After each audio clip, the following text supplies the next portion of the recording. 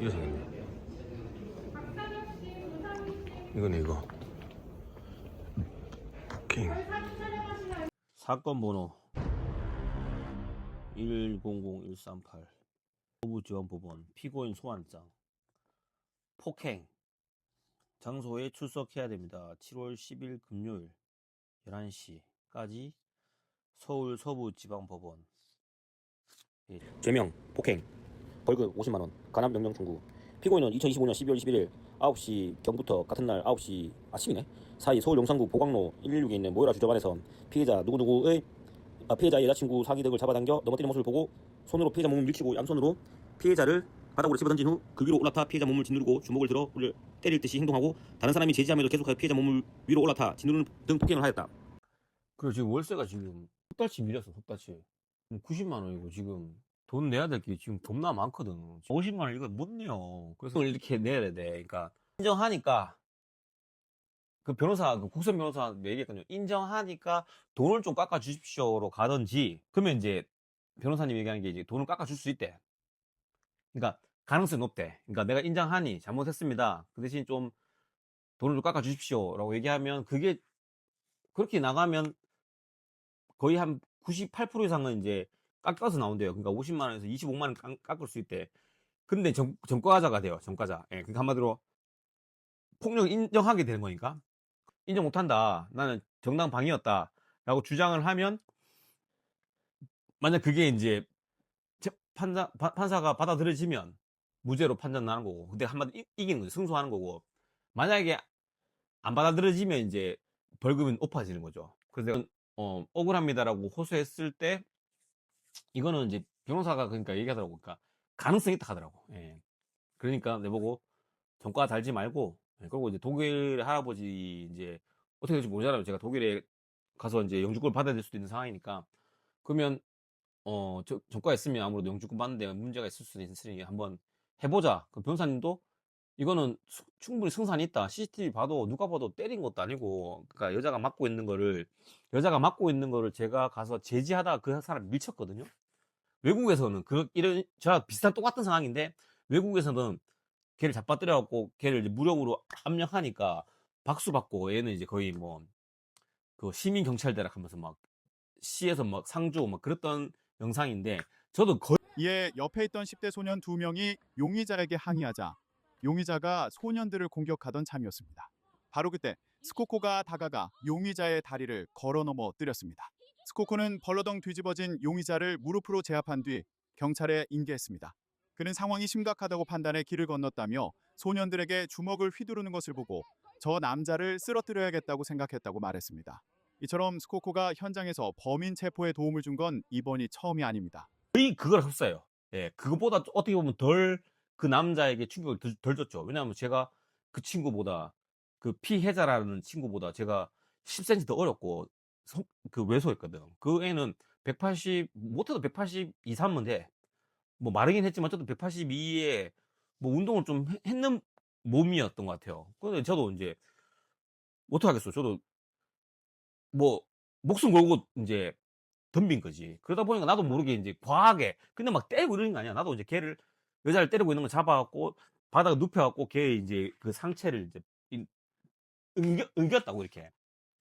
그럴 수밖에 없잖아. 어쨌든 내가 맞을 수도 있는 상황이니까 최선을 다해서, 진짜 최선을 다해서 죽기 살기로 말이다 보니까 걔가 이제 고소를 한 거죠. 쟤 보고 이제 폭력했다고. 근데 뭐 말하자면 긴데 하여튼 너무 억울하고요. 주변 사람들 다 증언을 해줬어요. 내가 말리다가 그렇게 된 거다. 뭐 다 해준다. 아무 쓸모 없어. 그냥 그 남자가, 예, 그냥 고소했어요, 그냥. 근데 그 당시에 맞고소를 했어야 되는데 저는 몰랐지, 맞고소를 해야 되는지를. 당연히 내가 피의자 신부로 이런 거를 받을 줄 알게 됐습니까? 그래서 일단은 핵심은, 예, 제가 내일 50만 원을 내기가, 솔직히 50만 원 내는 것도 내는 거지만 돈도 없고, 중요한 건 전과자가 내는 거잖아. 50만 원 내는 거면, 그러니까 50만 원 안 내려고, 50만 원도 없어서 안 내려고 하지만 전과자가 되고 싶지 않아서. 어쨌든, 예, 내일 재판이고, 재판 가서 어떻게 될지. 어쨌든 법정이니까 잘 보이려고 옷을 챙겨 입어봅니다. 그래도 마음에 들지 않네요. 재판 날인데 긴장되고 억울하고 참 우울하고 그렇네요. 400 인사법정 사이사 법정 일단 4층 404호 커피를 하나 먹을까? 아씨 변호사님이 넥타이까지는 필요 없다고 말씀하셨는데 그래도 저는 최선을 다해보려고 넥타이까지 챙겨왔습니다. 뭐야 거꾸로 뵀네요. 예 이런. 좋았어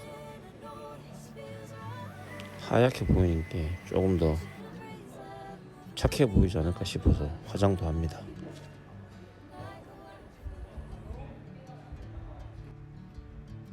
모르겠네요. 아니 오늘 퇴소하면 돈도 돈이지만 300만까지 나올 수 있다 하니까 돈도 돈이지만 저 이제 할아버지랑 같이 살게 되는 거는 이제 포기해도 이제 누구나 안 나오니까 뭐 그냥 한 번씩 가서 뵙는 거 말고는 답이 없지 않나.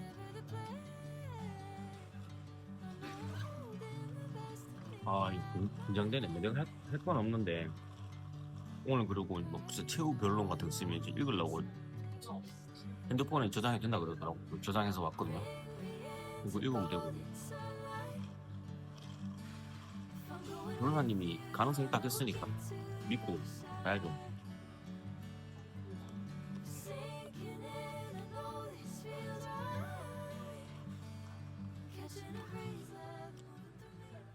지금 나왔습니다. 지금 형사가 또 계세겠네.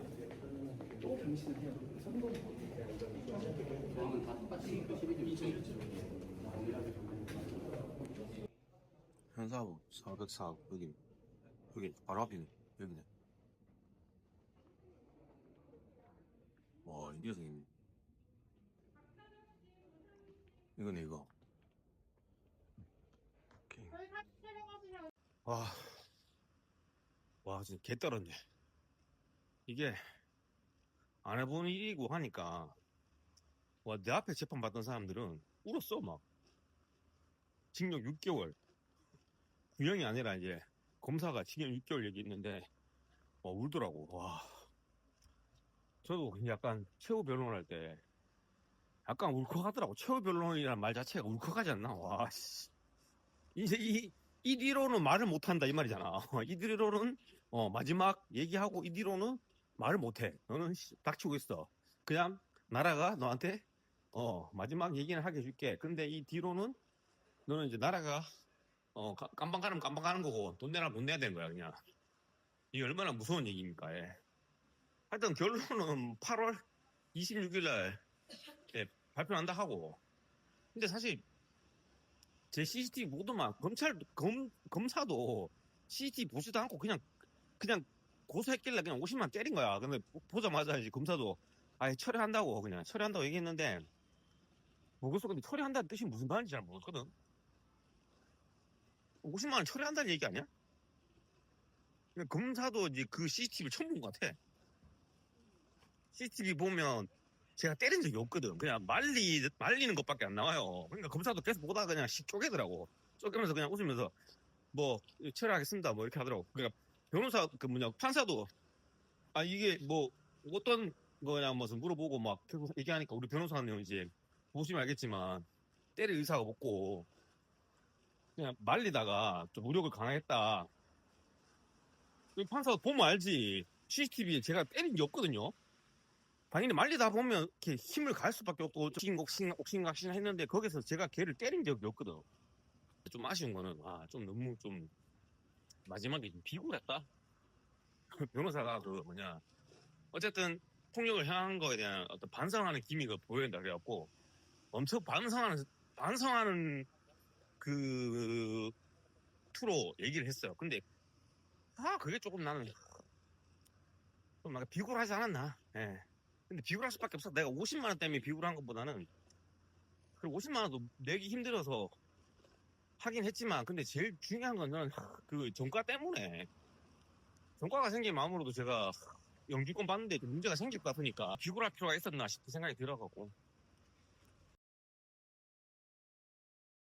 존경하는 재판장님, 어떠한 이유에서든 제가 이렇게 폭력을 행사해서 물을 일으킨 점 정말 사죄드리고 반성하고 있습니다. 하지만 재판장님, 제가 꼭 말씀드리고 싶은 것은 제가 폭력을 행사한 것은 누구를 해하려거나 누구에게 피해를 끼치기 위해서 한 것이 아니라 피해를 막기 위해서 여사가 위험에 처해 있었기 때문에 어쩔 수 없이 행한 물리력이라는 것을 한 번만 더 생각해 봐 주셨으면 좋겠습니다. 그리고 저는 저를 송치한 수사기관과 검찰 그리고 이 사회에게 한 가지만 여쭙고 싶습니다. 술에 취한 남성이 여성을 폭행하고 있는데 말 한마디로 그 폭행을 제지할 수 있는 현실적인 방법이 과연 존재하는지에 대해서 물어보고 싶습니다. 법전 속에만 존재하는 이상적인 방어가 현장의 긴박감을 담아내지 못한다면 과연 그 법은 누구를 위해 존재하는 것일까요? 이 사건을 통해서 6개월 동안 피의자 신분 조사, 변호인과 면담, 이의 신청, 이 총 6개월간의 시간 동안 제 머릿속에 남아있는 것은 다른 사람에게 처한 어려움을 외면하라라고 하는 국가적인 메시지이지 않을까라는 생각이 머릿속에 잔재되어서 잊혀지지가 않았습니다. 증거 CCTV에서 봤다시피 합리적인 사고를 하는 사람이라면 모두가 이해할 수 있을 것입니다. 제가 한 행동들은 누군가를 해하려고 했던 것이 아니라 누군가를 막으려고 했던 행동들이었고 다른 사람들에게 경찰을 불러달라고 호소하고 있는 애절한 모습들이 나와 있습니다. 그 안에는 저 말고도 건장한 남자 대여섯 명이 있었습니다. 하지만 그 모든 사람들이 여자가 처해있던 위험에 방관하고 있었고 아무도 움직이지 않았습니다. 그래서 저는 어쩔 수 없이 제가 행동을 했습니다. 그 행동의 결과는 저는 6개월간 피의자 조사를 받았어야 됐고 지금 재판장님 앞에서 제 최후 변론을 하고 있게 되었습니다. 이 사건을 겪으며 제 머릿속에 한 가지 의문이 남았습니다. 앞으로도 너는 다른 사람의 힘듦을, 어려움을, 위험을 계속해서 도와야 하는가 아니면 외면해야 하는가, 이것이 제 속을 떠나지 않고 있습니다. 만약 이 사건이 시민들에게 만약 당신도 남의 어려움이나 남의 피해에 관여했다가는 피의자 신분으로 법정에 서야 된다는 것을 남기게 된다면 과연 이 법정에서 정의는 어떻게 이루어지는 것인지에 대해서 다시 한번 여쭙고 싶습니다. 그리고 저는 사회에서 누군가 어려움에 처했다면 반드시 누구 한 명은 그 어려움 처한 사람에게 손을 내밀어야 된다고 생각을 합니다.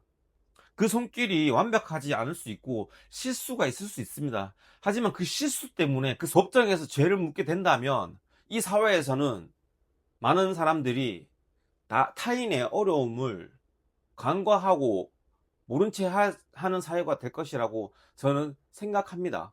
만약 이 법정에서 저에게 죄를 선고한다면 저는 달게 받겠습니다. 하지만 단 한 가지만을 잃고 싶지 않습니다. 어려움에 처한 사람은 도와야 한다는 그 신념, 제가 어디서부터 배웠는지 모르겠지만 대한민국 사람이라면 다 알고 있는 그 정의라고 할까요? 어려움을 처했을 때 도와야 한다는 그 신념, 그 하나만은 제가 지키고 싶다라고, 그리고 지키게 해 주셨으면 좋겠다라고 마지막으로 너그럽게 용서를 해 주셨으면 좋겠다고 말씀을 드리며 최후 변론을 마치도록 하겠습니다. 앞으로 더 현명하게 더 준법 정신을 지키며 살아가는 시민이 되도록 약속드리겠습니다. 변론 들어주셔서 감사합니다.